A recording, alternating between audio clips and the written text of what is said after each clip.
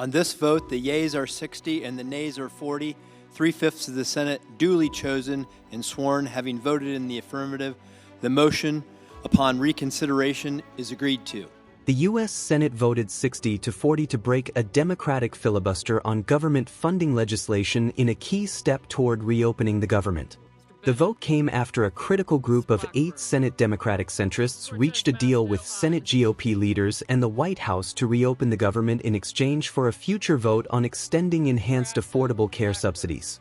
Senators finally overcame the stalemate that has roiled the chamber for 5 weeks after 8 Senate Democrats agreed to a deal that included a later vote on extending health care subsidies, which had been on the table for weeks, as well as assurances that federal workers laid off during the shutdown would be brought back on.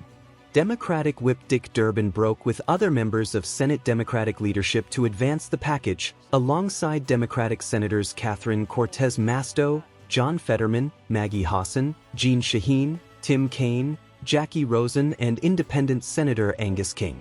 Republican Senator Rand Paul was the sole GOP no vote. However, there is more to come before the government can reopen. Any one senator can delay consideration of the package for several days, and the House will have to return and adopt the deal struck in the Senate. Democratic senators who opposed advancing a bill to reopen the government vowed to keep fighting to make health care more affordable, expressing that the promise of a vote to extend Enhanced Affordable Care Act subsidies isn't enough to win them over. Senator John Hickenlooper lamented after voting against a procedural step toward passing a package to extend government funding through January. "I voted no just because, piss off, I'm just frustrated. There's no good choice, right?" he said, vowing that Democrats will use every other tool to extend ACA subsidies. Though the Colorado Democrat personally opposed the negotiated package to end the shutdown, he denied that his colleagues who voted in favor of advancing the measure late Sunday were caving. "They're doing what they feel is helping the most number of people, and they're not going to stop fighting to get those subsidies restored," he said. Charting the path forward for Democrats, Hickenlooper said lawmakers will now set out to write an ACA subsidies bill that would make Republicans squirm if they oppose it. Boy, they're going to be telling all their people, "We really don't care about your health care." And let them vote that way. "There's elections coming up in about a year, if I'm not mistaken," he added. Senator Mark Kelly said he's wary of skyrocketing health care rates as Americans begin to enroll in coverage under the Affordable Care Act with costly premiums. Hey folks, I just voted no on this funding deal, and it's because in the richest country in the world, we should be able to afford helping the American people with health care, with their costs.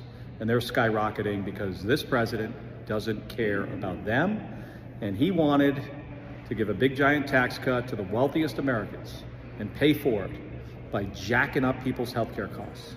The key bloc of Senate Democratic centrists who agreed to reopen the government without achieving the party's chief demand, securing billions of dollars in health care tax credits, defended their move on Sunday, calling it the only deal on the table. Senator Jeanne Shaheen, a retiring Democrat from New Hampshire, said Republicans made clear repeatedly over recent months that this was the only deal on the table. "Now I understand that not all of my Democratic colleagues are satisfied with this agreement, but waiting another week or another month wouldn't deliver a better outcome," she said in a news conference as the Senate appeared on track to advance their deal Sunday night. "There was no vote that we were going to get on the Affordable Care Act premium tax credits," Shaheen told CNN. "We have a guaranteed vote by a guaranteed date on a bill that we will write, not that the Republicans will write," Shaheen said, adding that her party will engage with GOP senators because she said they need a bipartisan bill that we know is going to get enacted into law. Senator Angus King, an independent from Maine who caucuses with Democrats, said there is now a measurable chance a future health care premiums bill can become law. "There was zero chance of dealing with the ACA issue as long as the shutdown continued. Now, I don't know, 50-50, but there's a lot better chance now than there was this morning because nothing was happening and there was no evidence that another week or another 2 weeks or Thanksgiving or Christmas was suddenly the Republicans were to come to us and say, "Oh, we want to now talk about the ACA." if they weren't going to do it by now, what's going to change in the next 2 weeks that's going to make them do it? The sum is we are closer to the possibility of work on the ACA tax credits for the people of this country than we were yesterday and than we were a week ago, 2 weeks ago, or a month ago. So this agreement tonight is a win for the American people. We have federal workers that were suffering. We have TSA agents. We have airport controllers. And we were seeing lines to our food banks in northern Nevada. These were lines that I hadn't seen since the pandemic. And what we have in this bill is the restoration of all the furloughed employees and a guarantee of their back pay, the restoration of all RIFT employees who got RIFT after October 1 with all of their back pay, and a guarantee of no RIFs. No RIFs going forward. 2 million federal workers, not just my 300,000, 2 million federal workers who are not uniform military now have a guarantee of no RIFs going forward. So they don't have to go into the holiday season with anxiety about what's going to show up on their email one morning at 5:30 a.m. That's a big win for 2 million federal employees, and added together with these other ingredients of robust appropriations bills and a guaranteed path forward to vote on fixing the ACA, that made me sign on and say, yes, we can do it. Well, first of all, there was, as long as the government shut down, the clear statement from Senator Thune and the Republican majority, and they control the Senate, the House, the White House, was we will not talk about health care with you. So there was no vote that we were going to get on the Affordable Care Act, premium tax credits. We have a guaranteed vote by a guaranteed date on a bill that we will write. Not that the Republicans will write, although I do think it's important for us to engage with them because we need a bipartisan bill that we know is going to get enacted to provide the relief that Americans need. And I think there's a commitment on the part of many of our colleagues to do that. The real question is, why would a president of the United States pit hungry children against sick children? And that is what President Trump has done.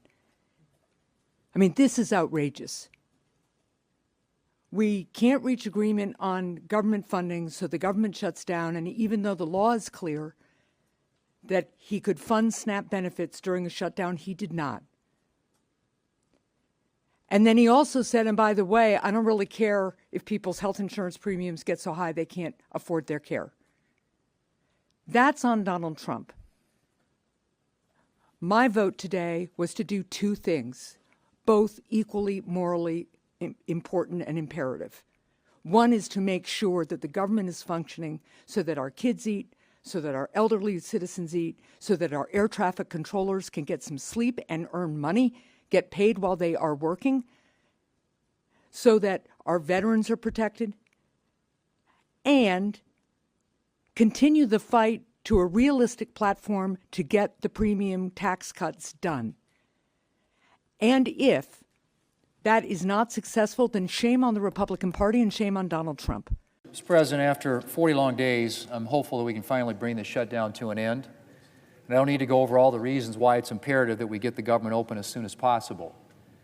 From the truly precarious situation we are in with regard to air travel to the fact that our staffs have been working without pay for a full 40 days now, all of us, Republicans and Democrats who support this bill, know that the time to act is now.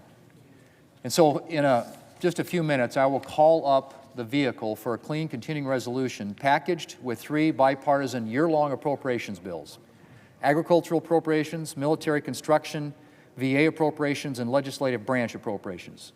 These bills will fund SNAP for the entire fiscal year. They will fund WIC for the entire fiscal year. And they will fund our veterans for the entire fiscal year. After 40 days of uncertainty, I'm profoundly glad to be able to announce that nutrition programs, our veterans, and other critical priorities will have their full-year funding. And my goal is to quickly move to other full-year appropriations bills.